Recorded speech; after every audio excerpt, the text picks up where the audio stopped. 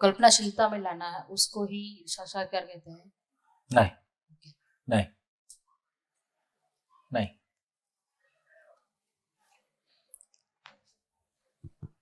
जी, न्याय धर्म सत्य को अपने आप में समझ पाना और उसको पूरी समग्र प्रकृति में वो कैसे वास्तविकता में है उसको जान पाना। हाँ ठीक है। और कोई बोलेगा? और कोई?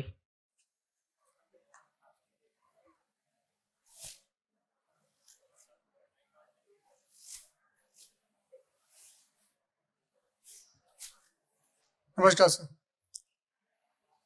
न्याय, धर्म और सत्य जो व्यक्ति के जीवन में जीने के लिए आवश्यक है, उसको अस्तित्व में पहचानना ही, दोनों से तादाद में स्थापित करना ही साक्षात्कार है। बढ़िया, आगे माइक दीजिए। बढ़िया बढ़िया, ठीक है, थोड़ा सा और नजदीक आ गए।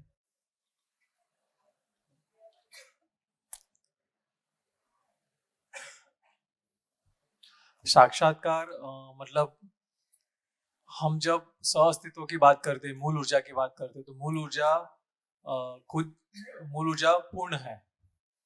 तो पूर्णता की बात करते हैं तो हर एक इकाई उसमें होने मात्र से ऊर्जित है, और ऊर्जित है इसलिए हर एक इकाई पूर्णता की तरफ है। जब पूर्णता की तरफ है तब ज्ञान की रोशनी में हम बात करें तो हम नॉर्मली जिंदा रहने के धरातल पे हम लोग PHL से, मतलब प्रिय हित लाभ से काम करते हैं, मतलब बेसिकली तुलन करते हैं। एंड जब हमें ये पता चले कि ज्ञान की रोशनी में कि न्याय, धर्म और सत्य से मानव लक्ष्य के हित में हमारा क्या, मतलब बेसिकली समझना, मानव को समझना और समझना और जीना, शायद जीना नहीं आएगा साक्षात्कार में, शायद समझना तक ही आएगा, जीना आगे आएगा आई थिंक साक्षात्कार के बाद। तो ये स्टेज होगा कि जब तक आपको ये स्टेज आ जाए कि न्याय, सत्य, धर्म से आप कोई भी एक्टिविटी तुलन कर रहे हो तो उसमें मानव लक्ष्य के संदर्भ में, व्यवस्था की भागीदारी में आप कैसे उसको पहचान पाओ, उसकी बात है। बढ़िया। हेलो। हाँ जी, हेलो कहाँ सर। हो? सर, हाँ हाँ। सर, साक्षात्कार तक पहुंचने में ये लगा कि हमें अपने आप पर ये काम करने की ज़रूरत है कि मुझे ये जो बात है कि मेरी यात्रा निरपेक्ष है, किसी और की कंपेयर में मुझे नहीं चलना है। और दूसरा जो आपने कहा वो ब्रेक के पहले कि वो हमें किसी और के जो गुण हैं उसको अप्रिशिएट करना है। वो हमारे वो दूसरे तीसरे दिन वो बात हुई थी कि नागराज जी ने कहा है कि किसी सही बात को, अच्छी बात को, उसी के गुण को 1000 बार बताओ, और अगर कोई दोष है तो उसको छुप के कोने में एक ही बार बताओ। इससे बहुत कनेक्ट हुआ कि हमारे परिवार में सबसे ज्यादा काम करने के लिए ये बहुत काम आने वाला है।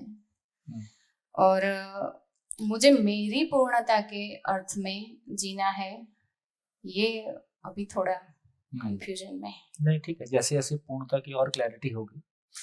देखिए, फिर से बात कह दूं कि शिविर का पर्पस इतना ही है कि आदरणीय नागराज जी के द्वारा लिखी गई 12 पुस्तक, जो कि पूरी जिंदगी का पूरा कैनवास खोलती है, उसको समझने की रुचि और योग्यता हमारी पैदा हो जाए, रुचि पैदा हो जाए। तो बाकी तो ठीक है, समझने का काम तो फिर उस प्रोसेस में और आगे होगा। साक्षात्कार की परिभाषा है कि न्याय, धर्म, सत्य की कल्पनाशीलता अस्तित्व में वास्तविकता के साथ में जुड़ पाए, तदाकार हो पाए। तो न्याय, धर्म, सत्य का अर्थ कल्पनाशीलता में है। तो न्याय, धर्म, सत्य के अर्थ की जो कल्पनाशीलता है वो वास्तविकता के साथ में तदाकार हो पाए, वास्तविकता को पहचान पाए। जैसे इसको थोड़ा सा व्यवहारिक एग्जाम्पल से लेते हैं। जैसे मैं कभी एग्जाम्पल लेता हूँ कि जैसे हमने कभी एक फल खाया, वो कीवी था ना, कीवी, तो वो नया सा फल था, किसी ने बताया वो चीकू टाइप होता है, ऐसा ऐसा होता है, तो उसका मीनिंग आ गया, स्वाद ऐसा ऐसा होता है। तो ये सब मीनिंग है कीवी के बारे में, कितना भी बताओ सब मीनिंग है। लेकिन कोई दिन हमने कीवी खा लिया, तो कीवी वास्तविकता है, कीवी के बारे में जो उसका मीनिंग है वो कल्पनाशीलता में रहता है। तो उसी तरह से न्याय एक वास्तविकता है, धर्म एक वास्तविकता है, सत्य एक वास्तविकता है। तो न्याय धर्म सत्य रूपी वास्तविकता को कल्पनाशीलता के द्वारा पहचान पाना, कल्पनाशीलता के द्वारा तब पहचानेंगे जब कल्पनाशीलता में उसका एड्रेस होगा। तो न्याय धर्म सत्य के बारे में जितनी भी चर्चा हुई उसका अर्थ कल्पनाशीलता में स्थिर हो गया। तो न्याय धर्म सत्य की कल्पनाशीलता का वास्तविकता के साथ में तदाकार हो जाना, वास्तविकता को पहचान पाना, इसका नाम साक्षात्कार। ठीक हो गया? और कुछ खोलो, और थोड़ा खोल देता हूं।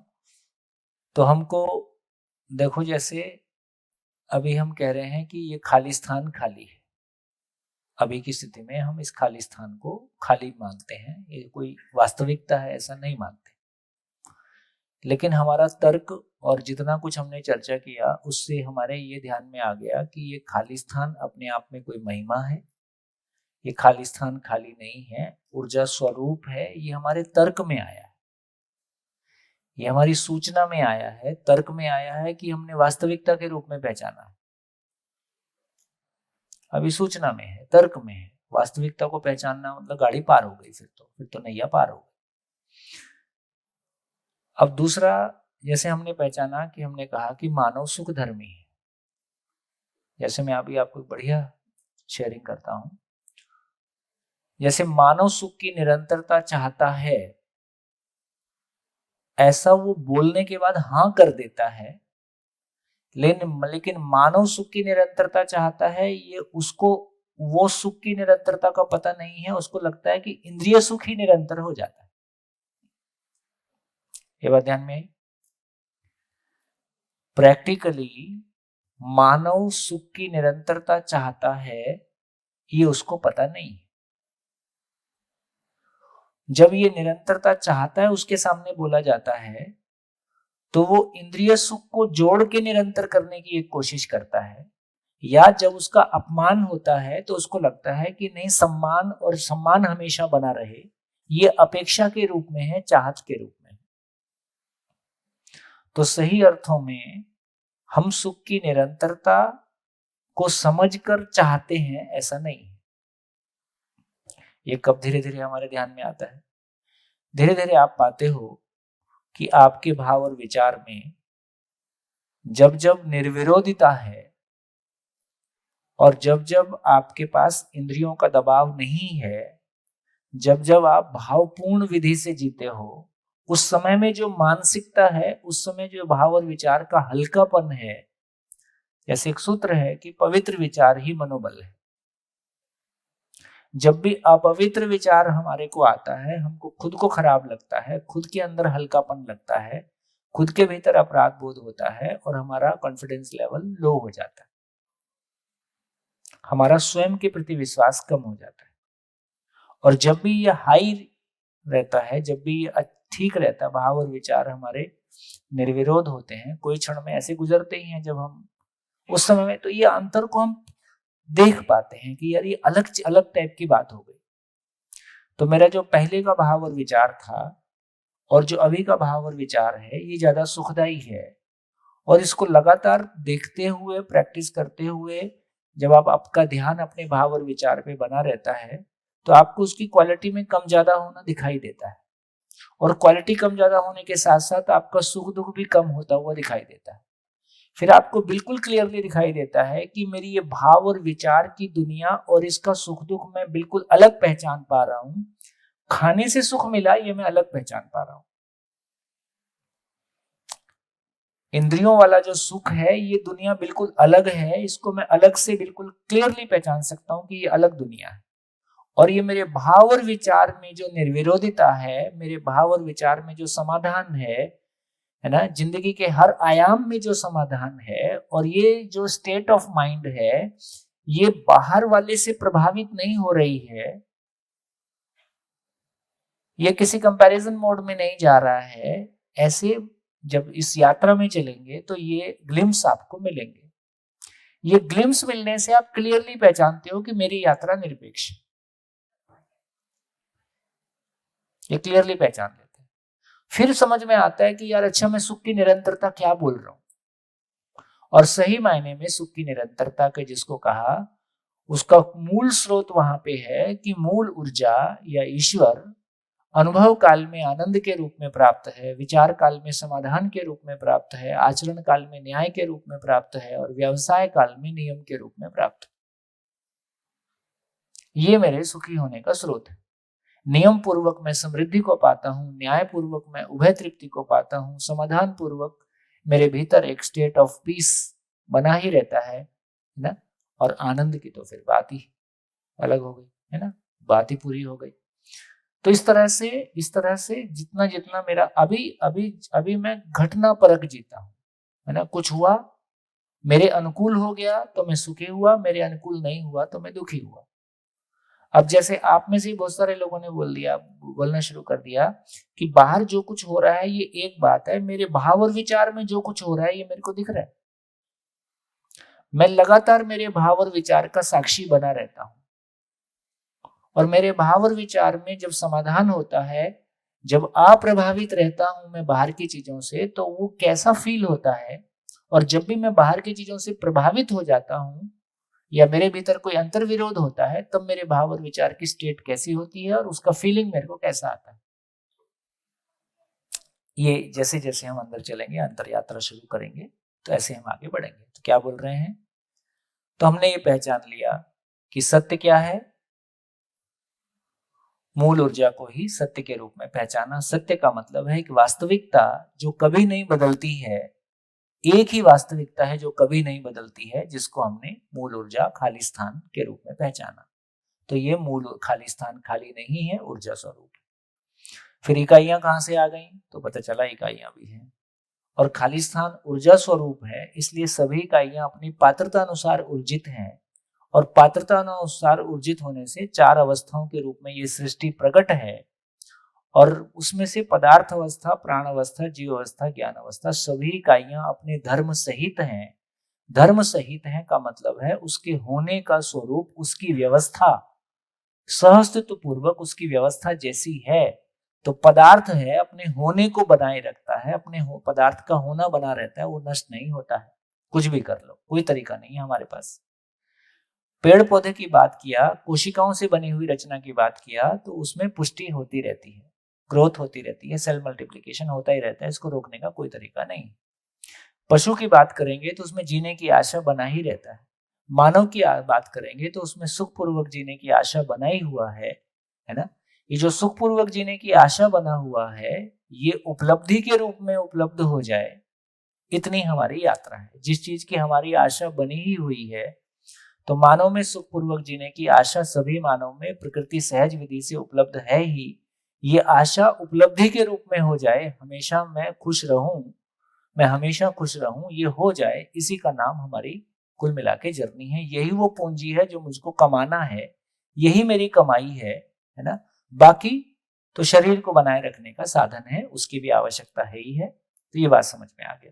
तो ये बात समझ में आ गया तो मेरे को पता चला कि मूल ऊर्जा सत्य है, और सभी इकाइयां अपने धर्म के साथ हैं, और सभी इकाइयां अपने धर्म के साथ हैं, और ये पूरे अस्तित्व में सभी इकाइयां उस पूर्ण व्यवस्था के अर्थ में, उस बड़ी व्यवस्था के अर्थ में एक दूसरे के साथ उपयोगिता पूरकता को पहचानती है। तो मानव भी उपयोगिता पूरकता को पहचान के जीता है। मानव इस सृष्टि की सर्वश्रेष्ठ कृति है, मानव इस सृष्टि की सर्वश्रेष्ठ कृति है। इसका मतलब है कि मानव के होने से प्रकृति भी सज जाए। देखो करने के रूप में क्या कार्यक्रम है। यदि मानव की महिमा यदि व्यक्त होगी तो कैसी होगी, तो 4 ही चीजें हैं। तो मिट्टी की उपजाऊ शक्ति बढ़ जाए, बीज की गुणवत्ता बढ़ जाए, वंश की गुणवत्ता बढ़ जाए, मानव की समझ बढ़ जाए, इतना ही काम है। इसके सिवा और कोई काम नहीं है दुनिया में। सारा काम इसी के लिए है। तो मिट्टी के साथ जिए तो मिट्टी की गुणवत्ता बढ़ जाए। मिट्टी की गुणवत्ता बढ़ गई, ये मेरी बढ़ी हुई गुणवत्ता का एक्सप्रेशन है। मैं बीज के साथ जिया तो बीज की गुणवत्ता बढ़ गई। बीज की गुणवत्ता का मतलब है कि उसकी न्यूट्रिएंट वैल्यू और उसका प्रोडक्शन दोनों में एक वो रहे, मतलब संतुलन रहे, तो बीज की गुणवत्ता बढ़ जाए। पशु के वंश की गुणवत्ता बढ़ जाए, मानव में समझ की गुणवत्ता बढ़ जाए। तो मानव में समझ बढ़ गया तो मानव में बढ़ी हुई समझ का प्रमाण प्रकृति का सजना है। तो मुझ में बढ़ी हुई समझ का मतलब मेरे मन का सजना है, मेरा खुश होना है, मेरे परिवार का खुश होना है, इसी में पूरा समाज और धरती का खुश होना है। तो मानव समझ के जिएगा तो मानव के साथ न्यायपूर्वक जिएगा, मानव समझ के जिएगा तो प्रकृति के साथ न्यायपूर्वक जिएगा। ना फैमिली वार्मिंग होगा, ना ग्लोबल वार्मिंग होगा, है ना। अभी हम चाहते हैं कि पूरे देश का धंधा मेरे ही हाथ में आ जाए, ये प्रॉब्लम है। आप जब नहीं धंधा था तब भी परेशान रहते हो, अब आज भी परेशान हो, कुल मिला के आप सबकी परेशानी का कारण बने हुए हो। तो सही अर्थों में काम एक ही है कि अल्टीमेटली हम कोई भी बिजनेस करें, हम मानव ही मानव के संपर्क में आता है। तो ये जो कुछ भी हम कर रहे हैं सब एक दूसरे के संपर्क में आने का माध्यम है। संपर्क में आने का, जैसे संपर्क और संबंध में क्या फर्क है, संपर्क और संबंध में क्या फर्क है। संपर्क में यदि एक तो वो संबंध है जो हम कह रहे हैं कि शाश्वत है ही, सभी इकाइयों से संबंधित हैं, ये प्राकृतिक विधि से है। अब एक संबंध वो है जो निर्वाह करने के अर्थ में। निर्वाह करने के अर्थ में संपर्क जब मैं कहता हूं तो जहां अपेक्षाएं निश्चित नहीं है, इसका नाम संपर्क है। मैं ट्रेन में ये सोच के नहीं जाता कि सब कोई खाना लेके ही आएंगे तो मेरे लिए भी ले आएंगे, ऐसा मैं सोच के नहीं जाता। तो इसका मतलब इतनी उम्मीद तो जरूर रखता हूं, डब्बे में घुसूंगा तो मेरी पिटाई नहीं लगाएंगे। जो एक जनरल मानवीय आचरण की अपेक्षा है उतना तो रखेंगे ही। लेकिन संबंध वो जगह है जहां अपेक्षाएं निश्चित है, उसका नाम संबंध है। जहां अपेक्षाएं निश्चित हैं उसका नाम संबंध है। मानव के बीच में एक ही अपेक्षा है कि उसकी जागृति पूर्ण हो जाए। मानव का संपर्क में आने का एक ही मतलब है कि उसकी जागृति पूर्ण हो जाए। तो विन विन सिचुएशन है, कोई हारेगा कोई जीतेगा ऐसा नहीं है। जैसे माँ बाप और बच्चों के बीच में अपेक्षा निश्चित है, भाई बहन के बीच में अपेक्षाएं निश्चित हैं, गुरु शिष्य के बीच में अपेक्षाएं निश्चित हैं, पति पत्नी के बीच में अपेक्षाएं निश्चित हैं। उस तरह से ये बिजनेस वाला जो रिलेशन है ये केवल भौतिकता के लेन देन तक, अभी तो परिवार में भी भौतिकता का ही लेन देन है। तो सही अर्थों में अब परिवार से लेके सब जगह तक एक ही है। मानव के बीच में संबंध का एक ही मतलब है कि जागृति के लिए हम सहयोगी हो जाए। जो बड़े लोग हैं उनकी जिम्मेदारी है वो ज्यादा लोगों की जागृति के लिए सहयोगी होंगे। तो इसका सार इतना ही निकला कि हम कुछ भी करें, यदि मानव के संपर्क में आएंगे और मानव में गुणात्मक परिवर्तन नहीं होता है तो बाकी सब बेगारी है। बेगारी का मतलब है कि जो कुछ मिला वो शरीर के लिए है, तनख्वाह तन के लिए है, तेरा क्या होगा कालिया। तनख्वाह तन के लिए है, ये मन के लिए क्या मिला, तो मन तन के लिए यूज हो गया, इसका नाम बेगारी है। तन मन के लिए यूज हो जाए इसका नाम जिंदगी है। तन मन के लिए यूज हो जाए इसकी समझ का नाम न्याय धर्म सत्य पूर्वक जीना है। तो न्याय धर्म सत्य की कल्पनाशीलता का अस्तित्व में न्याय धर्म सत्य को पहचान पाना, इसका नाम साक्षात्कार है। न्याय धर्म सत्य एक वास्तविकता है। न्याय धर्म सत्य की कल्पनाशीलता का न्याय धर्म सत्य रूपी वास्तविकता को पहचान पाना, इसका नाम साक्षात्कार। बढ़िया बात पहुंची, आगे चलूं। तो देखो अब ये हो गया, अब क्या हो गया, अब जिस चीज का साक्षात्कार हो गया वो बोध में स्वीकार हो जाता है।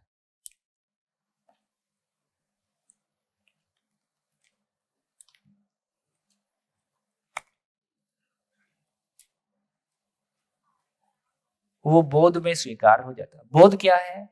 बोध है एनडीएस का स्वीकृति।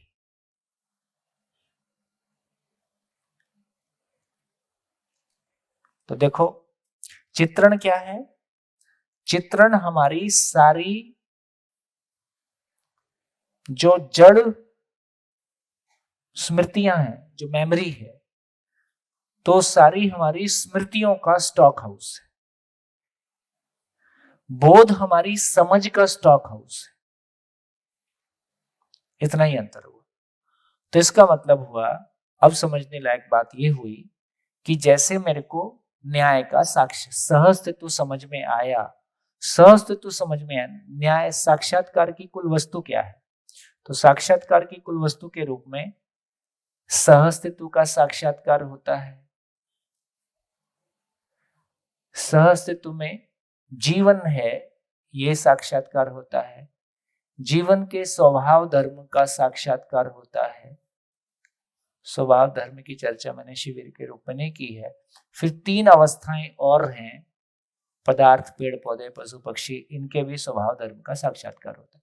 तो मुख्य रूप से सहअस्तित्व का साक्षात्कार हुआ का मतलब है मैं इकाइयों की परस्परता को अब पहचानने लगा। तो ये न्याय का साक्षात्कार है ना, धर्म का साक्षात्कार। तो ऐसा न्याय का साक्षात्कार हुआ, मानव का मानव के साथ, मानव का प्रकृति के साथ जीने के स्वरूप का साक्षात्कार हुआ, बोध में स्वीकार हुआ। जैसे ही जो चीज बोध में आती है उसके अनुरूप जीने का संकल्प होता है।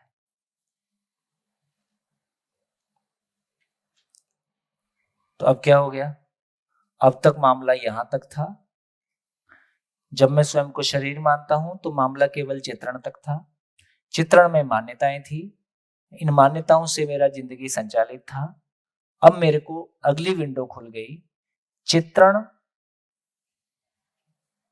चित्रण में जो न्याय धर्म सत्य का अर्थ आया, उस अर्थ, वो अर्थ वास्तविकता को मैंने अस्तित्व में पहचाना, तो साक्षात्कार हुआ।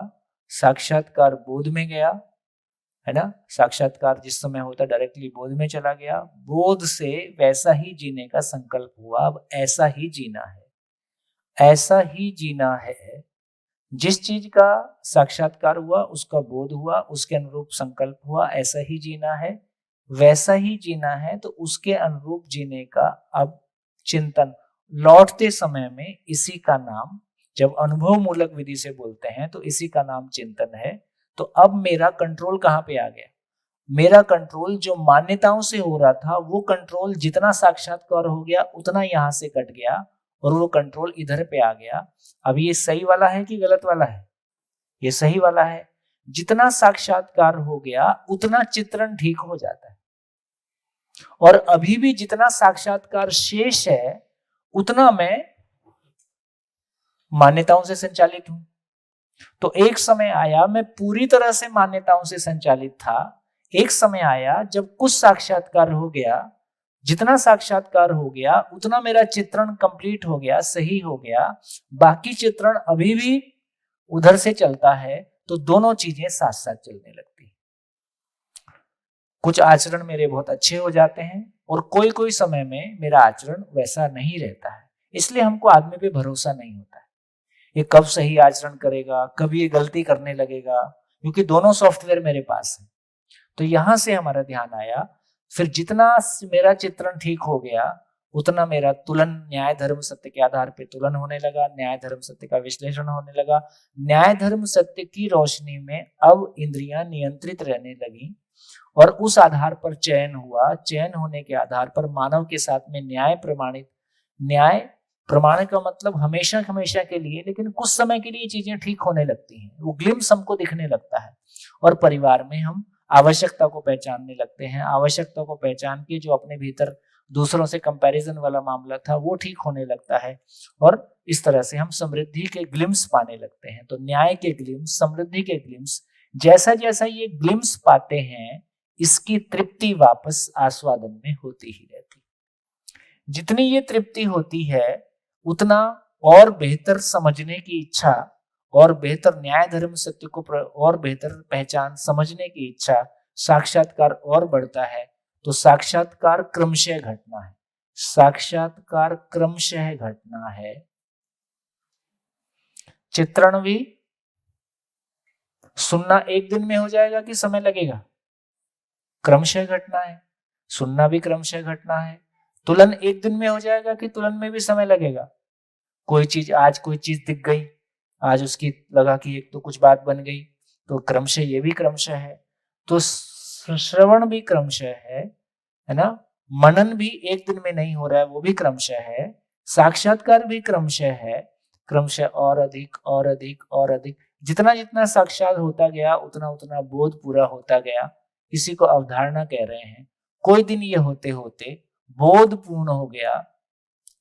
बोध होते ही तत्काल बुद्धि आत्मा को पहचानता है ना। बुद्धि आत्मा को पहचानता है, आत्मा तत्काल परमात्मा में अनुभूत होता है। इसी को अनुभव बोल रहे हैं। अनुभव क्या चीज है? अनुभव का मतलब है, अनुभव वो जगह है, आत्मा की वो ताकत है जो किसी और की नहीं है। आत्मा वो जगह है जहां आत्मा ये पहचान पाती है कि ये खाली स्थान खाली नहीं है, ये ऊर्जा स्वरूप है और सभी इकाइयों का होना मूल ऊर्जा में ऊर्जित होने के आधार पर है। ये पहचान पाने की जगह, और ये ऊर्जा ही ज्ञान स्वरूप है। ये ऊर्जा है, ये ज्ञान है और ये सहस्तित्व पूर्वक सृष्टि प्रकट है। ये पूरा काम फाइनली अनुभव में जाके पूरा हुआ। तो समझ का मामला साक्षात्कार से शुरू हुआ, अनुभव पे जाके पूरा हुआ। अनुभव वो जगह है जहां ये कह रहे हैं कि अनुभव काल में ईश्वर, अनुभव काल में आनंद के रूप में, तो ईश्वर अनुभव काल में आनंद के रूप में है ना। ये आनंद के बाद विचार काल में समाधान के रूप में है ना, आचरण काल में न्याय के रूप में, व्यवसाय काल में समृद्धि के रूप में। एक बार अनुभव होने के बाद अनुभव का प्रभाव पूरे जीवन पे पड़ा ही रहता है। तो अनुभव प्रमाण के रूप में व्यक्त होता है।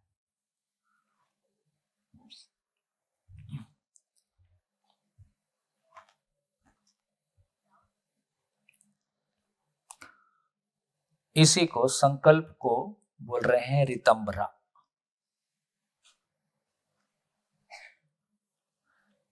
इसी को बोल रहे हैं प्रामाणिकता।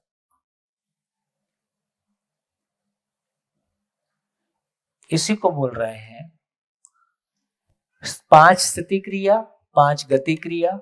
स्थिति बल के रूप में व्यक्त होती है, गति शक्ति के रूप में व्यक्त होती है ना। तो अनुभव को स्थिति में, अनुभव क्रिया का नाम आत्मा है, बोध क्रिया का नाम बुद्धि है, साक्षात क्रिया का नाम चित्त है, तुलन क्रिया का नाम वृत्ति है, आस्वादन क्रिया का नाम मन है, या मन में आस्वादन होता है, वृत्ति में तुलन होता है, चित्त में साक्षात्कार होता है, बुद्धि में बोध होता है, आत्मा में अनुभव होता है। ऐसे भाषाकरण कर सकते हैं। और क्या बोला? 5 बल जीवन में होते हैं, मनोबल, वृत्ति बल, चित्त बल, बुद्धि बल, आत्मबल। सुने? 5 बल और जीवन में 5 शक्तियां, जीवन में 5 बल और 5 शक्तियां। तो स्थिति क्रिया का नाम 5 बल है, गति क्रिया का 5, गति क्रिया का नाम 5 शक्ति है, आशा की शक्ति, विचार की शक्ति, इच्छा की शक्ति, रितंभरा की शक्ति, प्रामाणिकता की शक्ति। बोलो अब कोई है?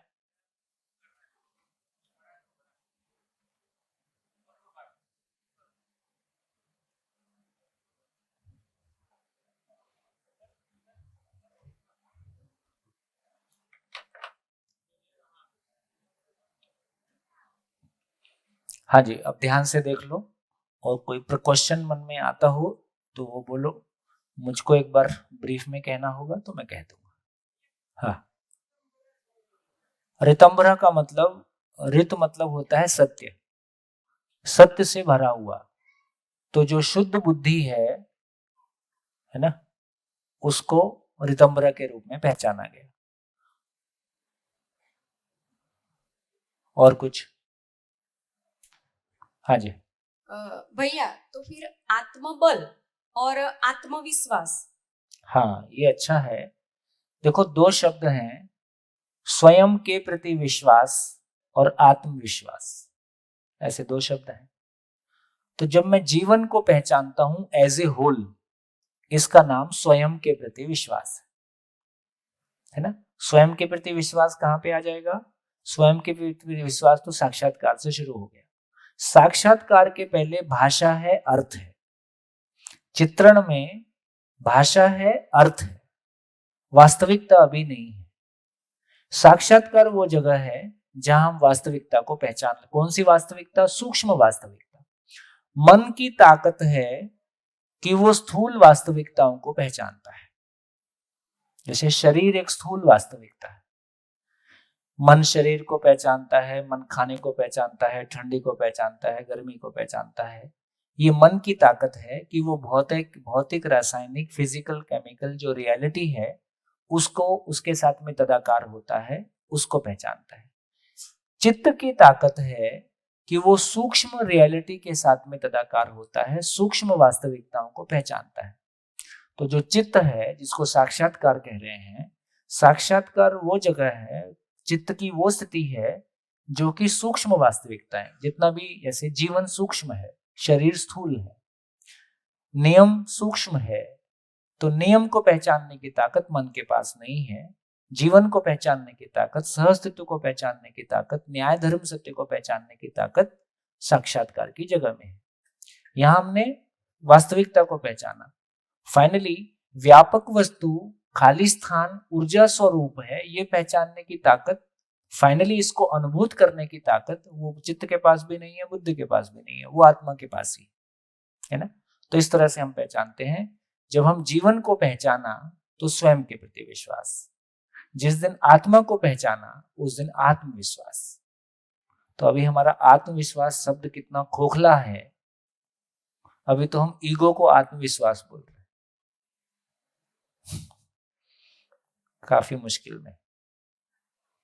तो आत्मविश्वास का मतलब है आत्मा को मैं पहचानता हूं, ये आत्मविश्वास है। मैं जीवन को पहचानता हूं, ये स्वयं के प्रति विश्वास है, जो कम से कम साक्षात्कार से कम में शुरू नहीं होता है।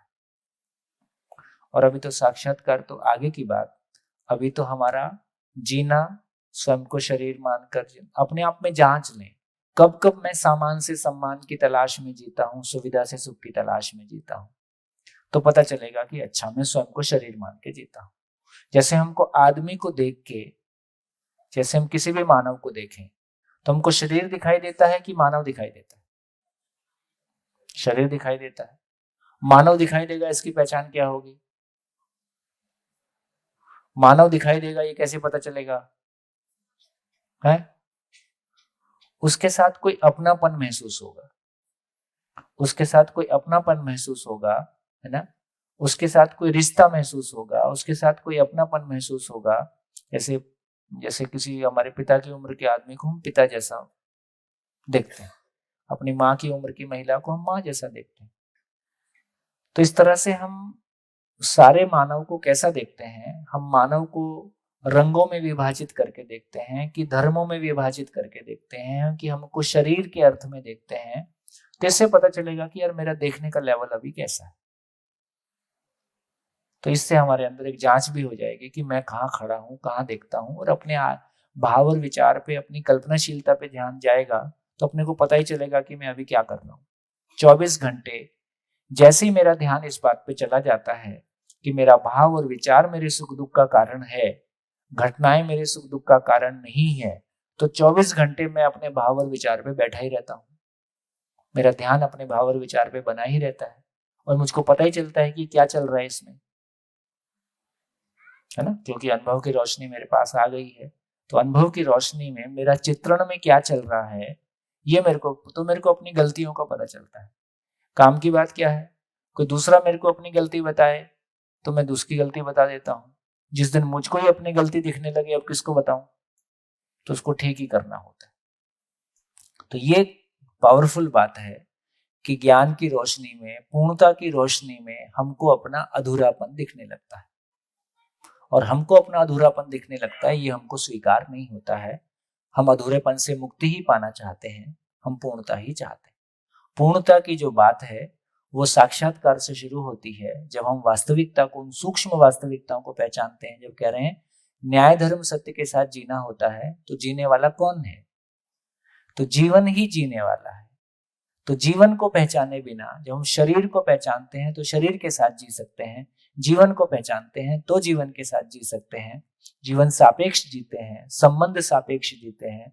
तो धीरे से जीवन की पहचान हुए बिना हम भावपूर्ण तरीके से नहीं जी सकते हैं, तब तक शरीर भाव में ही रहते हैं। शरीर को पहचानते हैं तो शरीर भाव रहता है, जीवन को पहचानते हैं तो ज्ञान भाव रहता है, ज्ञान के आधार पर भाव रहता है। भैया, तो इसमें जो आपने अभी स्थिति और गति कहा है, तो स्थिति और गति साथ साथ चलता रहता है? स्थिति गति ऐसा समझें कि जैसे आपका माइक है और माइक से आप बोल रहे हो, माइक का होना स्थिति है, माइक से बोलना गति है। तो माइक स्थिति गति दोनों है, माइक में दोनों चीजें रखी हुई हैं। इसी तरह से हर इकाई में दोनों चीजें रखी हुई हैं। मैं जीवन और शरीर के रूप में एक मानव हूं और मैं शिक्षक के रूप में व्यक्त होता हूं, मैं बेटे के रूप में व्यक्त होता हूं। तो स्थिति गति सभी इकाइयों के साथ वर्तमान है, पूरी सृष्टि का नियम है। तो अब ये समझ में आ गया कि मैं के रूप में मैं की भी स्थिति गति है, मैं ज्ञान मैं की स्थिति है और आचरण मानव की गति है, व्यवहार जैसे व्यक्त होता है ये। अब उसके अंदर ये स्थिति गति है का उसका एक्चुअल रूप क्या है? तो आस्वादन और चयन, तुलन और विश्लेषण के रूप में स्थिति गति बना ही रहता है। तो आस्वादन पूर्वक चयन ही होता है, जो चयन होता है उसका वापस आस्वादन होता ही है, कैसा रहा। जैसे आपने सभा में कोई क्वेश्चन किया, आपने कुछ बोला, बोलने के बाद आपको पता चलता है कि नहीं मैंने ठीक बोला कि नहीं बोला। तो जो मैंने आस्वादन पूर्वक मैंने बोलने का चयन किया, जो चयन हुआ, जो मैंने बोला उसका वापस फिर आस्वादन हुआ, ये ठीक रहा कि नहीं रहा, ये होता ही है लगातार। तो स्थिति गति नित्य वर्तमान है, सभी इकाइयों के साथ ये बना ही रहता है। तो भैया इसमें थोड़ा मैं एक बार ये कोड क्लियर करना चाह रहा था मैं। जैसे हमने इसमें शुरू किया था कि श्रवण से, तो श्रवण में हमने ये कहा था कि प्रिय हित लाभ हमारे अंदर तर्क पूर्वक बैठ जाएगा। तो उसमें जैसे तर्क पूर्वक बैठने का मतलब मैं ऐसे समझ रहा हूँ कि जो हमारा पहले जैसा जीना है, तो हम जैसे शरीर के आधार पर जी रहे हैं, प्रिय हित लाभ के आधार पर जी रहे हैं, वहां से हम जो हमारे अंदर जो है वो चलने लग जाएगा प्रिय हित लाभ की जगह पर न्याय धर्म सत्य, और हमको ऐसा लगने लग जाएगा कि ये जीना हमारा लिए ठीक है, मतलब ऐसे हमको जीना ऐसा अंदर आने लग जाएगा। तो उसी को हम श्रवण बोल रहे हैं। हाँ, यदि प्रिय हित लाभ की तुलना में न्याय धर्म सत्य प्रायोरिटी में आ गया है ना, प्राथमिकता में आ गया है जीना, तो फिर ये मनन हो गया। तो वो प्राथमिकता में जब आ जाता है तो वो मनन है, और तो तर्क में मतलब वो जब तक बोलने में आया है तब तक श्रवण है, तो वो तब तक श्रवण है। हाँ। और यदि प्राथमिकता में आ गया तो पता चलेगा नहीं चलेगा, यदि प्राथमिकता में आ गया तो आपकी जीवन शैली बदल जाएगी, फिर जीवन शैली वो नहीं रहेगी। यदि प्राथमिकता में आया तो इसका प्रमाण क्या होगा? तो आपका तन मन धन न्याय धर्म सत्य को समझने में, जीने में, उसके अनुरूप अपनी जीवन शैली सजाने में सारा कुछ बदलना शुरू हो जाएगा। और फिर हम जब जैसे अभी श्रवण और मनन हो गया, तो मनन में हमारी प्राथमिकता में आ गया वो न्याय धर्म सत्य के हिसाब से जीना। अब हम वहां से जीना भी अभी न्याय धर्म सत्य प्राथमिकता में आया है, न्याय धर्म सत्य पूर्वक जीने की योग्यता आई नहीं है, क्योंकि वास्तविकता को पहचाना नहीं है। अर्थ सुनने मात्र से अपने भीतर ये स्वीकार हो गया कि सुख की निरंतरता और संबंधों में जीना न्याय धर्म सत्य पूर्वक ही संभव है, इससे कम में संभव ही नहीं है। तो प्राथमिकता में आ गया, प्राथमिकता में आ गया, लेकिन अभी मैं न्याय धर्म सत्य रूपी वास्तविकता को पहचानता नहीं हूं। तो न्याय फल मेरे हाथ में नहीं है, लेकिन फल की तीव्र इच्छा पैदा हो गई है। इस बीच में जीना नहीं होगा, जीना नहीं होगा तो पीड़ा होगी, पीड़ा नहीं होगा तो समझने की आवश्यकता होगी, समझने की आवश्यकता होगी तो आवश्यकता अनुसार उपलब्धि है। अस्तित्व में न्याय धर्म सत्य पूर्वक न्याय धर्म सत्य है ही, मैं उसको पहचान लेता हूं, मैं ही जीवन हूं, तो मैं अपने जीवन होने को पहचानने लगता हूं, है ना। मानव के साथ और प्रकृति के साथ जीने का स्वरूप अस्तित्व में जैसा है, उपयोगिता पूरकता, वो अपने लिए स्वीकार कर लेता हूं। उपयोगिता पूर्वक जीना ही जीना होता है। और ये अपने भीतर जो दबाव से मुक्ति मिलती है, श्रवण की जगह में थोड़ा भाषा ठीक हो गया, मनन की जगह में नेगेटिविटी कम हो गई। ये नेगेटिविटी कम होने से अपने में बहुत आराम मिलता है। दूसरों से कंपैरिजन का झंझट, है ना, अपनी ऊर्जा का अपव्यय। एक दो शब्द आते हैं बड़े अच्छे, 3 शब्द हैं, क्रिया शक्ति, इच्छा शक्ति, ज्ञान शक्ति, है ना। तो क्रिया शक्ति का मतलब है शब्द, स्पर्श, रूप, रस, गंध इंद्रियों से ऊर्जा का अपव्यय ना होना, ये क्रिया शक्ति है। क्रिया शक्ति का जागरण, क्रिया शक्ति का जागरण का मतलब है अभी स्थिति कैसी है, शब्द स्पर्श रस, शब्द स्पर्श रूप रस गंध, 5 सेंसेस से हम ऊर्जा का अपव्यय करते हैं। जैसे आओ चुगली चुगली खेलें, ये क्या हो गया, शब्द से ऊर्जा का अपव्यय है ना। स्पर्श, जितना भी इंद्रिय सुख है, किसी एक सीमा के बाद वो ऊर्जा का अपव्यय है। तो इस तरह से रूप, है ना, तो हम इंद्रियों के माध्यम से ऊर्जा का अपव्यय करते हैं, जिसको लोभ मोह काम कहा, ये ऊर्जा का अपव्यय है। तो इंद्रियों से ऊर्जा का अपव्यय ना हो तो क्या देखूं, तो सभी के साथ संबंध देखूं, ठीक है, अपना जीने को मानव लक्ष्य के अर्थ में देखूं, दूसरे के साथ मानव लक्ष्य के अर्थ में संबंध को देखूं। खैर, तो ये ऊर्जा का अपव्यय ना होना, ये क्रिया शक्ति का जागरण है। इच्छा शक्ति का जागरण है, इच्छा शक्ति का जागरण है कि आशा विचार इच्छा से ऊर्जा का अपव्यय ना होना। आशा विचार इच्छा से कल्पना में भी नेगेटिविटी नहीं होना, कम होना, ये ऊर्जा का अपव्यय। दूसरी जगह रुक गया, दूसरी जगह ढक्कन लगा दिया, सब जगह नालियां निकली हुई है ना पुरानी वाली। तो ये इच्छा शक्ति का जागरण। इच्छा शक्ति का जागरण का मतलब है इच्छा न्याय धर्म सत्य को समझने के लिए तीव्र इच्छा पैदा हो गई। यदि न्याय धर्म सत्य को समझने के लिए तीव्र इच्छा हो गई है, तो फिर बाकी इच्छाएं गौण हो गई हैं, बाकी इच्छाएं सेकेंडरी हो गई हैं। तो इच्छा शक्ति का जागरण, ये दोनों होने से ज्ञान शक्ति का जागरण, दोनों होने से साक्षात्कार होने लगता है। तो जितना लीकेज बंद हो जाएंगे, लीकेज बंद होने का मतलब है जो सही है उसको स्वीकार पाना, जो निषेध है वो हमको अस्वीकार हो जाए, सामान से सम्मान अस्वीकार हो जाए, सुविधा से सुख अस्वीकार हो जाए, है ना। तो धीरे धीरे हमारी ऊर्जा, आशा विचार इच्छा रूपी ऊर्जा, जो इंद्रियों से लीकेज होता है, या हमारे सोच विचार में कुछ ख्वाबी पुलाव ना, क्या वो कोई सीरियल आता था पुराना, ख्वाबी पुलाव, क्या थे उसके, हसीन सपने, है मुंगेरी लाल के, मुंगेरी लाल के हसीन। हम लोग जब छोटे होते थे तब एक सीरियल आता था। हाँ, तो सर ये हुआ ना कि मेरी ऊर्जा कहाँ लगती है, यही मेरी स्वतंत्रता है। बस यही मेरी, ये है ना, मेरी ऊर्जा सही जगह लगे, यही मेरी स्वतंत्रता है। मेरी ऊर्जा दुखी होने की जगह लगती है, यही मेरी परतंत्रता है। अच्छा, ये जर्नी में आपने जो ये सब बताया, उसमें अगर स्पीड करनी हो तो कोई योग ऐसा कोई काम आता है नहीं, कि या समझण ही काम आता है? समझने का, ध्यान देना ही काम आता है।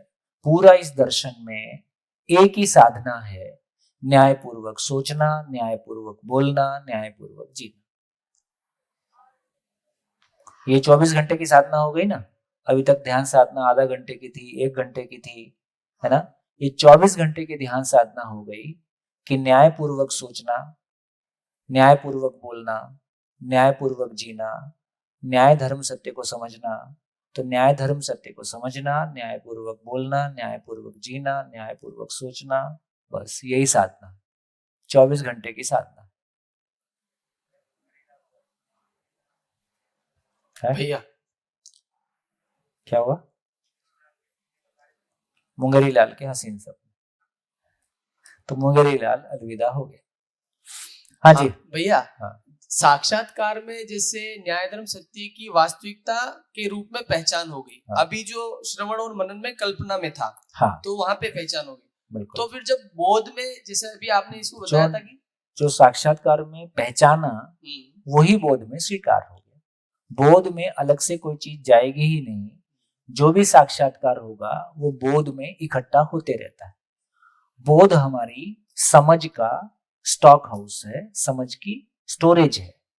और ये स्टोरेज कंप्लीट हो जाए, अवधारणा पूरा हो जाए, तो फिर बुद्धि तृप्त होता है। वो तृप्त बुद्धि आत्मा को पहचानता है, तत्काल आत्मा ईश्वर को पहचानता है।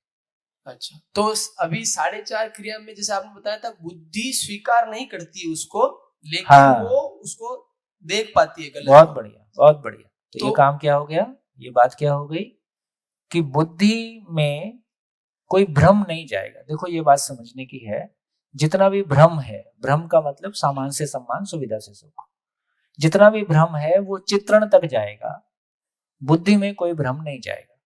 एक बात तो ये पक्की हो गई, बुद्धि में भ्रम नहीं जाएगा। लेकिन बुद्धि में अभी समझ भी नहीं है। भ्रमित मानव में जब मैं स्वयं को शरीर मान के जीता हूं तो बुद्धि में समझ नहीं है। लेकिन बुद्धि में इतनी ताकत तो बनी हुई है कि वो नेगेटिव को समर्थन नहीं करेगा, गलत का समर्थन नहीं करेगा। ये ताकत बुद्धि में बना ही रहता है। उसके पास समझ होगा तो मार्गदर्शन करेगा, समझ नहीं है तो समर्थन तो नहीं करेगा। इतना बुद्धि का स्थिति है ना। तो ये जो बुद्धि का स्थिति है, इससे हमारी भ्रमित इच्छाएं में छेद हो जाता है, भ्रमित इच्छाओं में छेद हो जाता है। तो उसके कारण चित्त में असंतोष रहता है। तो इच्छा के लेवल पे जो अव्यवस्था है उसका नाम असंतोष है। विचारों के लेवल पे जो अव्यवस्था है इसका नाम अशांति है। और मन के लेवल पे जो अव्यवस्था है इसका नाम आशा निराशा है या दुख है। और फाइनली रिजल्ट के लेवल पे क्षणिक सुख है जो कि अतृप्ति में बदल जाता है, क्योंकि फाइनली हम तृप्ति की निरंतरता चाहते हैं। तो ऐसा पूरा सीक्वेंस बना रहता है। जब बुद्धि बोध संपन्न हो जाता है तो फिर सब कुछ नीचे वाला बुद्धि, मन, वृत्ति, चित्त फिर बुद्धि के अनुरूप ही चलता है। फिर वो सीक्वेंस लागू हो जाता है जो पहले चर्चा किया था। आत्मा की रोशनी में बुद्धि, बुद्धि की रोशनी में चित्त, चित्त की रोशनी में वृत्ति, वृत्ति की रोशनी में मन, और मन के अनुसार शरीर काम करता है। यही स्वतंत्रता है, यही स्वतंत्रता है। मैंने स्वयं के तंत्र को, तंत्र मतलब व्यवस्था, स्वतंत्रता, मैंने स्वयं की व्यवस्था को पहचान लिया। स्वतंत्रता, मैंने स्वयं के तंत्र को पहचान लिया, स्वयं की व्यवस्था को पहचान लिया और मैं उसके अनुरूप हो गया। इसका नाम स्वतंत्रता है। भैया इधर इधर भैया इस साइड दो चीज जानी थी। हम कभी कभार ऐसा बोल लेते कि चिंतन, हाँ, तो चिंतन कहाँ पे आता है? चिंतन जो है ये साक्षात्कार अनुभव मूलक विधि से, अनुभव मूलक, जब अनुभव की ओर जा रहे हैं तो इसका नाम साक्षात्कार है। अनुभव मूलक विधि से जब नीचे की ओर आ रहे हैं तो साक्षात्कार को ही चिंतन बोलते हैं। चिंतन पूर्वक चित्रण होता है ना। तो साक्षात्कार ही अनुभव मूलक विधि से चित्रण कहलाता है, चिंतन कहलाता है। साक्षात्कार ही अनुभव मूलक विधि से चिंतन कहलाता है। फिर क्या होता है? चिंतन पूर्वक चित्रण होता है। चिंतन क्या है?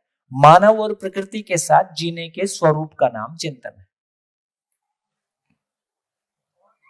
दूसरा एक क्यूरियोसिटी हुआ था, मतलब अपना जो स्टोरेज जो बोलते हैं हार्ड डिस्क, वो चित्रण में सब स्टोर होता है। जितनी मेमोरी है वो चित्रण है। जितनी मेमोरी है सारी इस शरीर यात्रा की, पुरानी सारी शरीर यात्राओं की, सब इस चित्रण में रखा है। और मेरी वर्किंग मेमोरी ब्रेन पे प्रोसेस्ड हुआ रहता है, इसलिए मैंने यहाँ ब्रेन को यहाँ तक लिखा है। जितनी भी कल्पनाशीलता है ये ब्रेन पे प्रोसेस्ड रहता है, तभी जीवन और शरीर का आपस में तालमेल बना रहता है।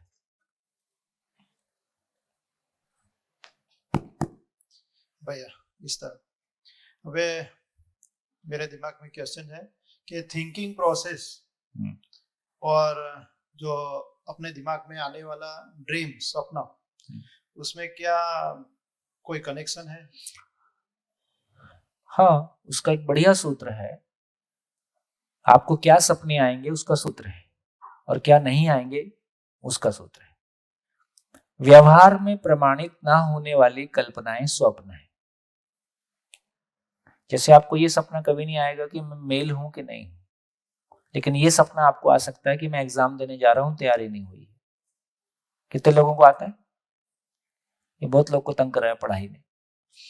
तो मैंने 30 साल पहले 10th पास कर ली है, लेकिन आज तक ये सपना आता है कि मैं एग्जाम देने जा रहा हूं, तैयारी नहीं हुई। इसका क्या मतलब हुआ? सर्टिफिकेट मेरे पास है 10th पास का, लेकिन जिंदगी में जो भय उस समय पैदा हुआ वो चित्रित हो गया।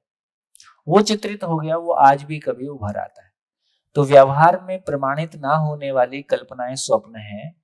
जो हमारे आचरण में प्रमाणित नहीं हुआ है वो सपने में आएगा। जैसे आपको ये सपना कभी नहीं आएगा कि मैं गुजराती बोल पाऊंगा कि नहीं बोल पाऊंगा, ये सपना कभी नहीं आएगा, क्योंकि इसमें आपको शंका नहीं है। तो हमारे सपने में क्या आ रहा है? जो हम चाहते हैं, जो चाहते हैं हो जाए और वो नहीं हो रहा है, वो सपने में आता है। या जो हम रोजमर्रा की जिंदगी में जीते हैं वो सपने में, जिसको हम थोड़ा इंपॉर्टेंस देते हैं, वो सपने में दिख जाता है। या कुछ भविष्य की घटनाएं सपने में दिख जाती हैं, या कुछ पास्ट की घटनाएं भी सपने में दिख जाती हैं। जी भैया जी। जब जीवन के साथ शरीर नहीं होता तो उसमें थिंकिंग प्रोसेस होती है, विचार वो कर सकता है। विचार जैसा मानव, जैसे सूत्र यह है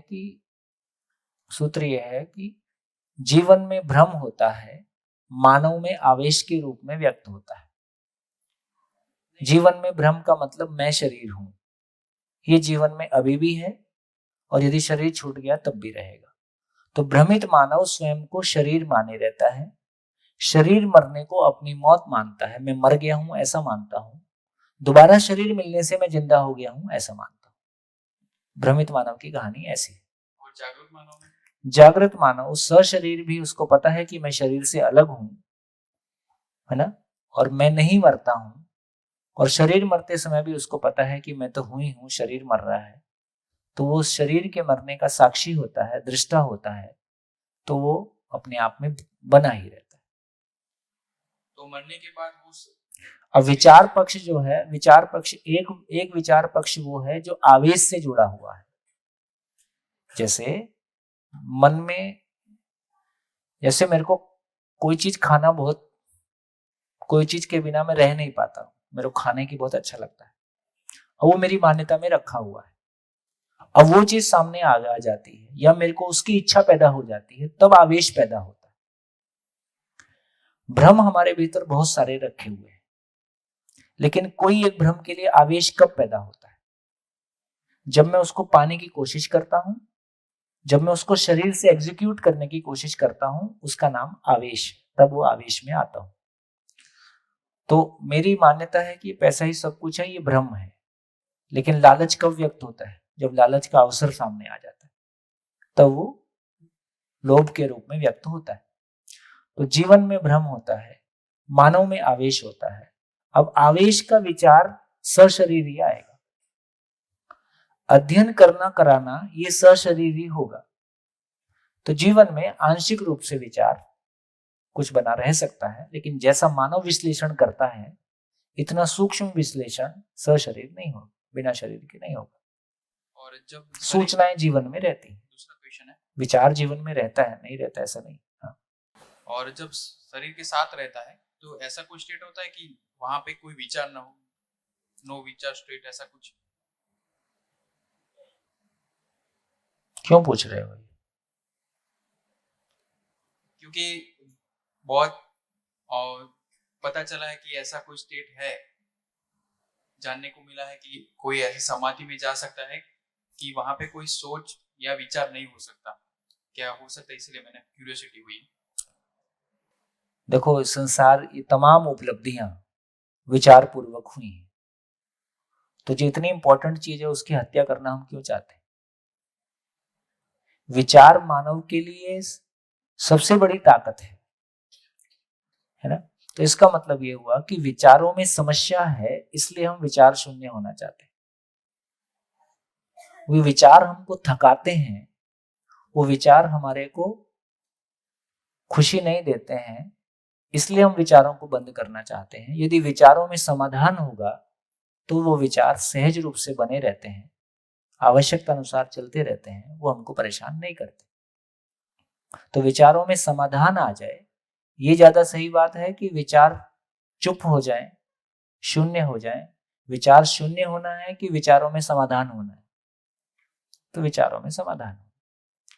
नमस्कार भैया जी, ये पुराने चित्रण, पुराने नकारात्मक चित्रण अपनी स्मृति में न रहना, ये सही बात है या कुछ गलत है? पर आपके पास कोई तरीका नहीं है कि वो ना रहे। जीवन की यही महिमा है, उसमें अंदर आने की जगह है, बाहर जाने की जगह है नहीं। लेकिन कोई भी चीज जो आपने देखा वो अंदर आ गई, अब निकाल नहीं सकते, केवल उसका प्रभाव कम हो जाता है। तो ये कभी कभी क्या भूलने की वजह से फिर से उन्हीं के साथ भी कुछ व्यवहार हो जाता है जिनसे हमने नक्की नहीं किया होता कि इनके साथ ऐसा ऐसा हुआ है, ऐसा बोध है कि इनके साथ व्यवहार रखने में कोई मतलब नहीं है, फिर भी गलती से उनके साथ वैसा व्यवहार हो जाता है, और फिर वही, तो उसको कैसे निकला जाए उसमें से? नहीं, मैं समझ नहीं पाया कि किसी के साथ किसी से मेरा गलत व्यवहार, किसी ने मुझसे गलत व्यवहार कर दिया है पास्ट में, ठीक है, मैं भूल गया हूँ, मुझे याद नहीं रहा है, हमेशा रोजमर्रा में मिलना जुलना होता है तो याद नहीं रहा मुझे। फिर आजकल मतलब ऐसा होता है किसी को याद रहता है, यार इसने मेरे साथ ये किया था, इसके साथ ऐसा नहीं करना है, इसके साथ ऐसा होना ही नहीं, इसको हाय हेलो भी नहीं करना है, ये मुझे याद नहीं रहता और मैं कर देता हूँ।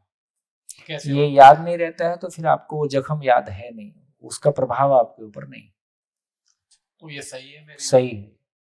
अच्छा अच्छा, जख्मी नहीं रहना अच्छी बात है। हेलो। हाँ जी। हाँ, हाँ। नमस्ते सोम भाई जी। सभी जगह पे प्रॉब्लम ये रहता है कि अगर हम कुछ गलत नहीं करेंगे, तो मेरा क्वेश्चन है इसलिए कि हम कुछ गलत नहीं करेंगे तो हमारा ट्रांसफर हो जाएगा, या तो फिर बिजनेस में कुछ गलत नहीं करेंगे थोड़ा सा भी तो हम कंपटीशन में टिक नहीं पाएंगे। तो इस पक्ष में मानव लक्ष्य के तरीके से सोचे या फिर क्या किस तरीके से सोचे? देखिए, आपको पता रहता है कि आप अपने लालच को जस्टिफाई कर रहे हो या आप जेन्युइन कोई बात कर रहे हो। यदि सही मायने में मार्केट में स्थिति ऐसी है कि आप वो किए बिना मार्केट में टिक ही नहीं सकते, मतलब क्योंकि सभी वही कर रहे हैं, तो ऐसे में वो एक व्यवस्थागत प्रश्न है ना। जैसे मैं रायपुर की बात करूं तो वहाँ जितने भी आयरन प्लांट्स हैं उनमें काली काली राख बहती है, वो हवा में चल के आती है। तो ये सारे, यदि एक व्यक्ति अपना इंस्ट्रूमेंट, मेरा छोटा ज्ञान इस बारे में है, यदि पॉल्यूशन वाला इंस्ट्रूमेंट कोई एक व्यक्ति इंस्टॉल करके उसको ठीक से चलाता है तो उसका खर्चा होता है और बाकी लोग नहीं चलाते हैं, तो उनका वो प्रॉफिट हो गया।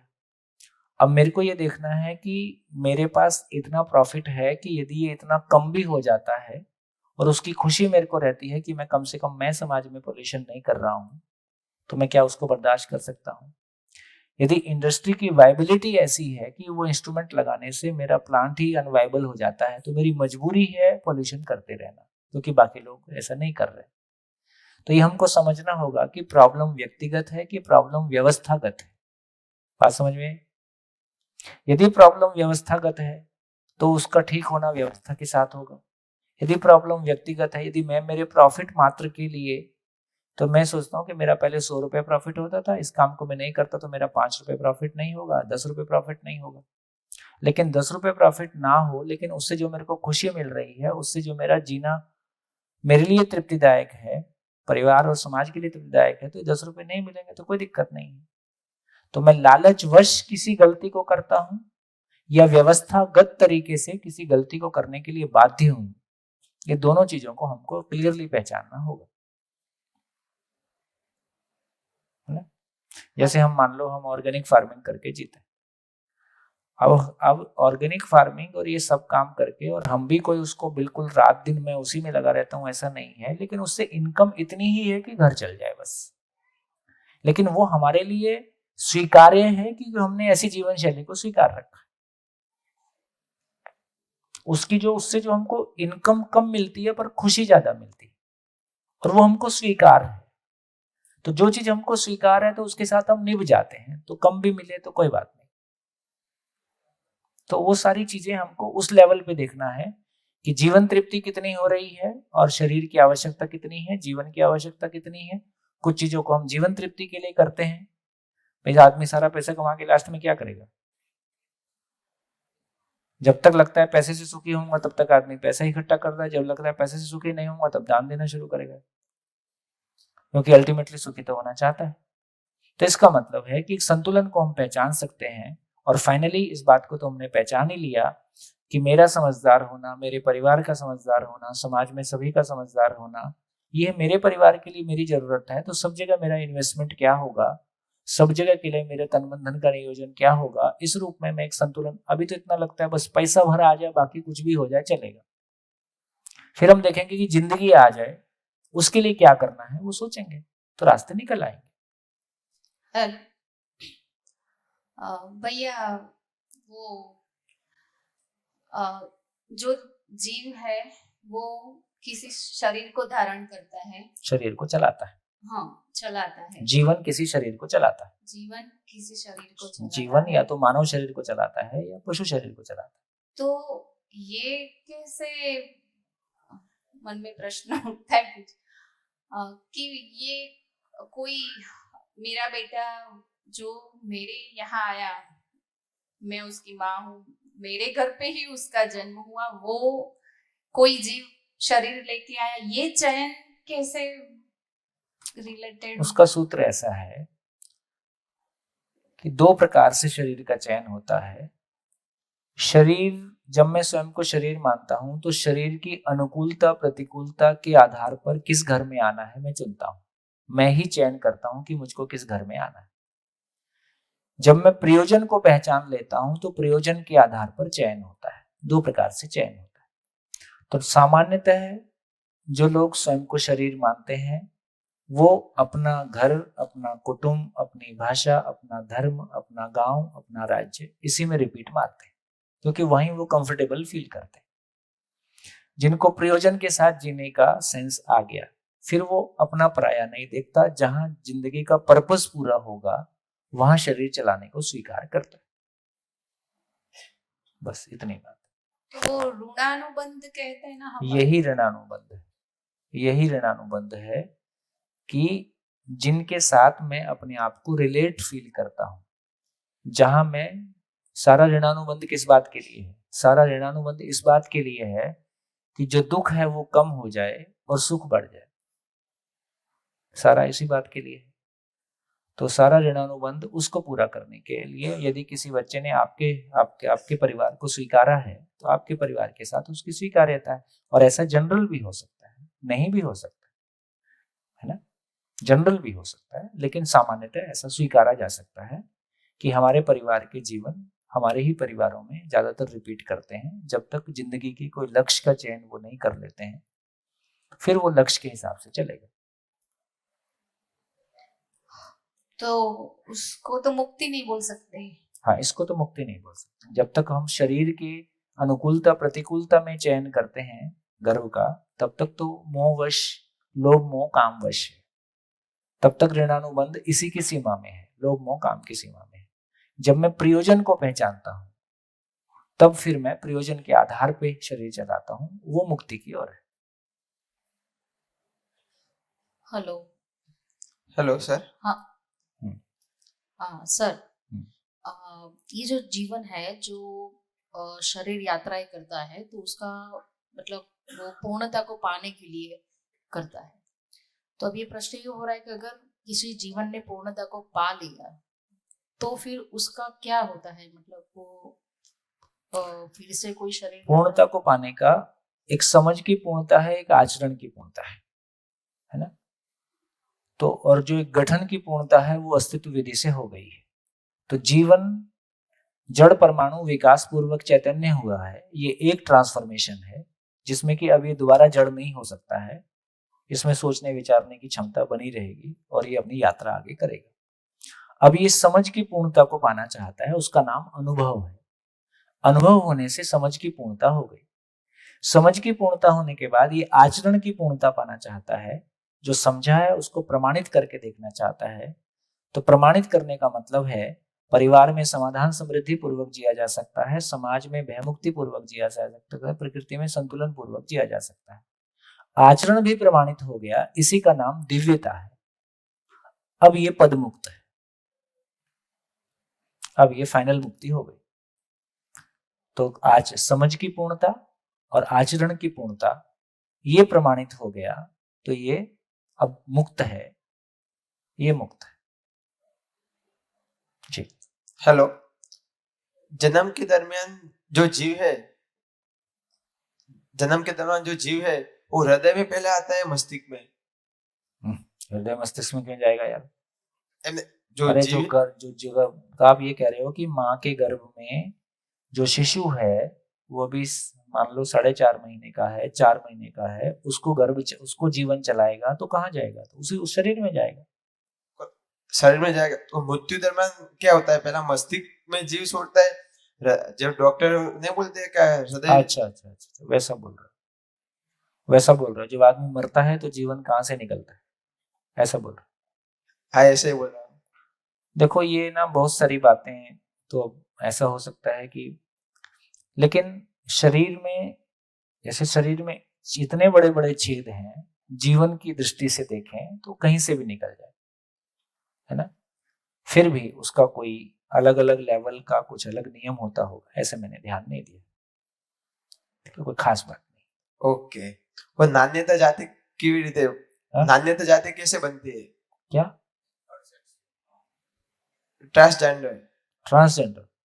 ट्रांसजेंडर का तो मोटी बात इतनी है कि जैसे किसी बच्चे के पैदाइशी दिल में छेद रहता है, पैदाइशी हाथ डेवलप नहीं हुआ, पैर डेवलप नहीं हुआ, छोटा रह गया, ये सब हम देखते ही हैं।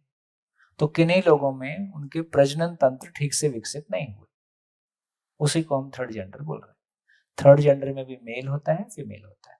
फीमेल ऑर्गन ठीक से डेवलप नहीं हुआ। ऐसे भी मेडिकल में ऐसा भी पाया जाता है कि पुरुष को पता नहीं है और उसके भीतर गर्भाशय है।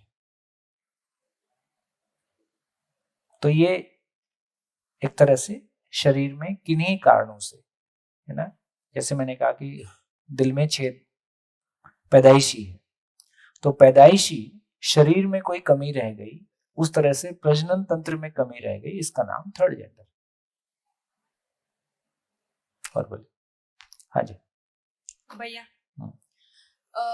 वो मेडिटेशन में होता है, हम मेडिटेशन करते हैं कि जैसे मैं ये कर सकती हूँ, मैं ये कर सकती हूँ, जैसे कि मुझे भूलने की बहुत आदत है, तो मैं मेडिटेशन करती हूँ, मैं नहीं भूलूंगी, मैं रोज सुबह मेडिटेशन करती हूँ, ऐसे जैसे कि मेरा घर स्वर्ग है, स्वर्ग है, स्वर्ग है। ये मेडिटेशन की जो बात है, जैसे तो वो क्या लोग कहते हैं कि जैसा सोचते हैं वैसा होता है, तो ये मेडिटेशन को क्या वो सही है?